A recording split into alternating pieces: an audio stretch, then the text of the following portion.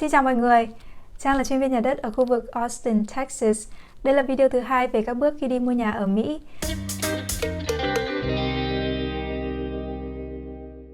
Trong video trước thì Trang đã nói về 3 bước đầu tiên, đó là kiểm tra điểm tín dụng, xác định số tiền cần chuẩn bị và xin giấy xác nhận ở ngân hàng. Bước tiếp theo là một bước rất quan trọng, đó là xác định xem ngôi nhà hoàn hảo của gia đình mình trông như thế nào. Đây là lúc mà mọi người ngồi lại với gia đình và bàn bạc về sở thích của mỗi thành viên. Sau đây là một số điều mọi người nên xem xét kỹ khi chọn mua nhà. Nên mua nhà loại gì? Căn hộ chung cư, nhà liền kề hay là nhà riêng biệt? Nên mua nhà ở khu vực nào? Khu vực nội thành, gần chỗ làm, gần trường học cho con, gần chợ, hay là khu vực ngoại thành, thưa dân và ít tắc đường? Mua nhà mới hay nhà cũ? Tức là nhà mới xây chưa có ai ở qua, hay là nhà đã có chủ trước rồi, đã từng có người ở rồi. Mỗi sự lựa chọn lại có những điểm cộng và điểm trừ khác nhau. Trang có thể làm một video về vấn đề này. Nếu mà mọi người quan tâm thì hãy để lại bình luận bên dưới video nhé. Nên mua nhà 1 tầng hay là 2 tầng? Điều này quan trọng nếu mà nhà mình có người lớn tuổi hoặc là trẻ nhỏ. Nhà có tối thiểu bao nhiêu phòng ngủ, bao nhiêu phòng tắm và rộng khoảng bao nhiêu square feet? Nhà có bao nhiêu chỗ đỗ xe? Nhà có sân vườn rộng hay không? Trang không thể liệt kê ra hết được, thế nên là mọi người có thể lên Google và tìm hiểu thêm sau nhé.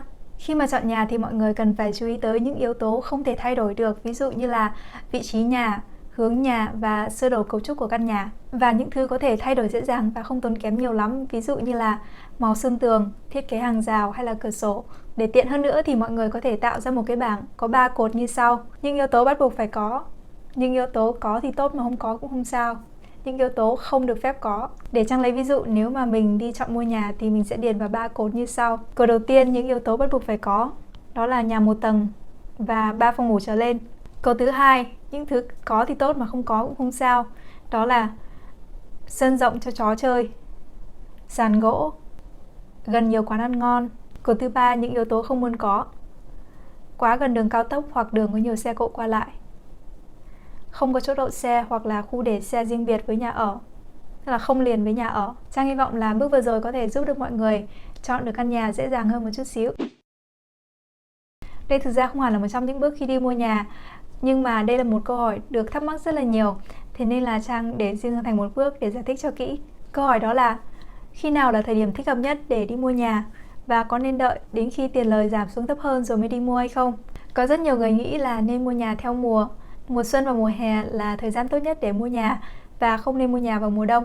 Cái này cũng có một phần đúng, bởi vì thường là vào mùa xuân và mùa hè thì sẽ có nhiều nhà trên thị trường để cho mọi người lựa chọn hơn. Và lý do là có rất nhiều người đợi qua mùa đông, qua đợt nghỉ lễ rồi mới đăng nhà lên thị trường bán. Nhưng mà vấn đề ở đây là rất nhiều người đi mua nhà cũng sẽ có chung một suy nghĩ như thế.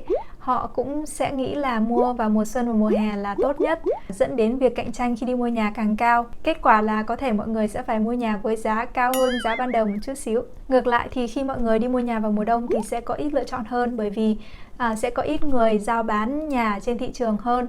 Nhưng nếu người bán biết được cái thời điểm này là cái thời điểm có ít người đi chọn mua nhà mà họ vẫn đăng nhà lên trên thị trường bán, có nghĩa là họ muốn bán ngay lập tức và họ không thể đợi tới năm sau, vậy thì có khả năng là mọi người sẽ mua được nhà với giá thấp hơn một chút xíu, bởi vì ít người cạnh tranh và người bán thì muốn bán nhà càng sớm càng tốt. Phần tiếp đến là có nên đợi khi mà tiền lời giảm xuống thấp hơn rồi mới đi mua nhà hay không? Trang muốn nhấn mạnh là Trang không phải chuyên gia về vấn đề này và mình chỉ muốn chia sẻ ý kiến cá nhân của mình thôi. Theo mình thì không ai có thể tiên đoán trước được thị trường nhà đất sẽ ra sao trong vài năm tới.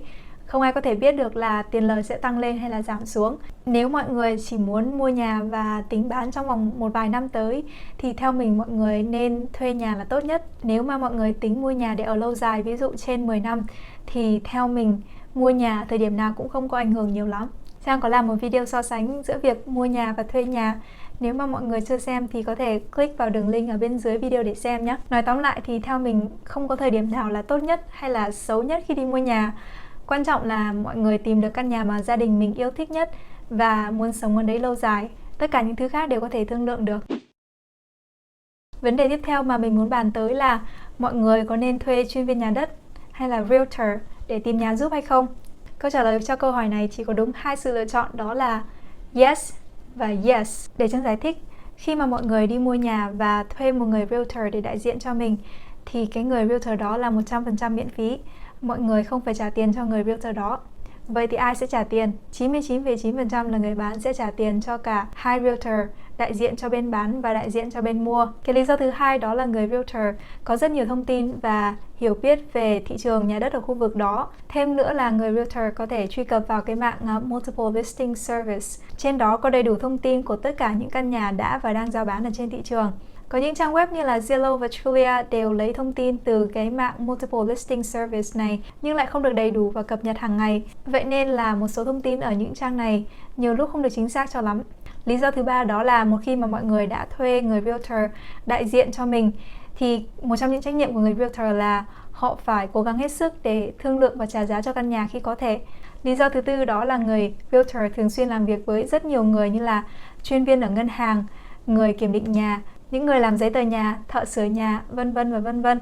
Nếu mọi người đi mua nhà đến bước nào cần làm việc với ai thì chỉ cần hỏi người realtor và họ sẽ giúp mọi người đến đó. Lý do thứ năm là người realtor sẽ đi cùng với mọi người trong tất cả các bước khi mà đi mua nhà. Họ sẽ giúp mọi người về các loại giấy tờ và hợp đồng để đảm bảo đầy đủ quyền lợi cho mọi người khi đi mua nhà.